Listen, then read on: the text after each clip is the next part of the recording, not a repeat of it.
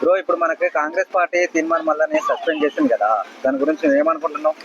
మంచి పని చేసిండు అన్న. తీన్మార్ మల్లన్నని తీసేసి సస్పెండ్ చేసి మంచి పని చేసిండు. అసలు ఆయనకు పదవి ఎందుకన్నా, ఏం సేవ చేసిండని, ప్రజలకు వచ్చినాక ఏం చేసిండని, ఆయనను ఎందుకు అసలు ప్రభుత్వంలో పెట్టాలి? ఆయన ఎవరన్నా అసలు అర్థం కాదు. ఆయన ఎవరు? ఆయనకు ఆ పదవి ఇవ్వడానికి ఎవరు వీళ్ళు? అసలు ప్రజలు గిట నిజంగా ఆయనకు ఓటు ఎందుకు వేసిరో గిట అర్థం కాదు. సస్పెండ్ చేయడమే మంచిదైంది తెలుసా. ఆయన వచ్చి ఉద్ధరించేది ఏం లేదు. ఏమనంటే అది ఓపెన్ చేస్తాడు ఆ యూట్యూబ్, అందులో ఏదేదో అన్ని పిచ్చి పిచ్చి వాగుతాడు అంతే తప్పితే వేరే పని లేదు ఆయనకి. ఇచ్చి గిట ఇప్పుడు ఆయనని ఒక హోదా ఇచ్చిన గిట ఉపయోగం లేదు కదా. ఈ దేనికి ఆయన ఉండేది? కాంగ్రెస్ పార్టీ సీట్ ఇచ్చి మళ్ళీ కాంగ్రెస్ పార్టీ విషయాలు చెప్తున్నాడు కదా. అదే కాంగ్రెస్ పార్టీ ఆయనకు మంచి పదవి ఇచ్చింది. సరే, పదవి ఇచ్చిన తర్వాత గిట మంచిగా ఉండాలని అనుకున్నాడు, కానీ అట్లా ఉండలే. ఈయన మంచిగా ఉండలేదు. ఆ పార్టీని తిట్టుకుంటా ఉన్నాడు. సరే, తిట్టిండు కానీ సో మంచి విషయానికి ఎవరైనా ఎంకరేజ్ చేస్తారు. సో అది కులగారి అయినా మంచిగా సరిగా చేయలేదని ఏదేదో అని అందు గురించి సస్పెండ్ చేయడం మంచిదే అన్న.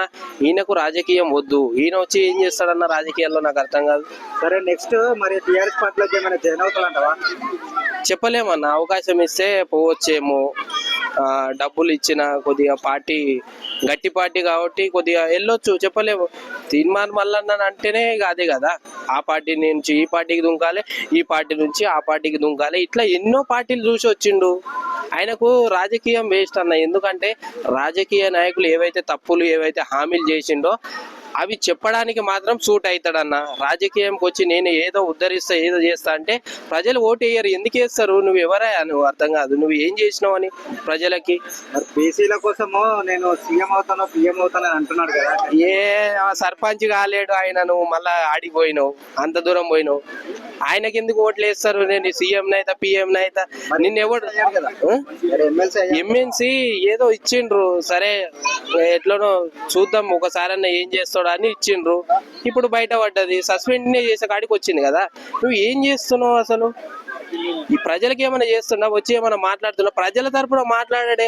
ఆ క్యూ న్యూస్ అది ఓపెన్ చేస్తాడు, ఆ యూట్యూబ్ లో అడ్డమైన అన్ని మాట్లాడతాడు, ఏదేదో మాట్లాడతాడు. ప్రజల గురించి మాట్లాడంటే అది మాట్లాడు. ఎమ్మెల్యే దొంగతనం చేసిండు, ఆయన ఇసుకెత్తుకపోయిండు, ఈ ముఖ్యమంత్రి అట్లా చేసిండు, దొంగ ముఖ్యమంత్రి ఇదని గతంలో గిట కేసీఆర్ గారిని ఎన్నో సార్లు తిట్టిండు. ఇప్పుడు ఏ పరిస్థితి వచ్చిందో తెలిసింది కదా.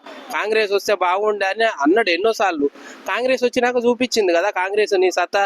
నిన్ను నిలబెట్టి ఇంత మంచిగా చేస్తే గిట ఈరోజు కాంగ్రెస్ గిట తిట్టిండు.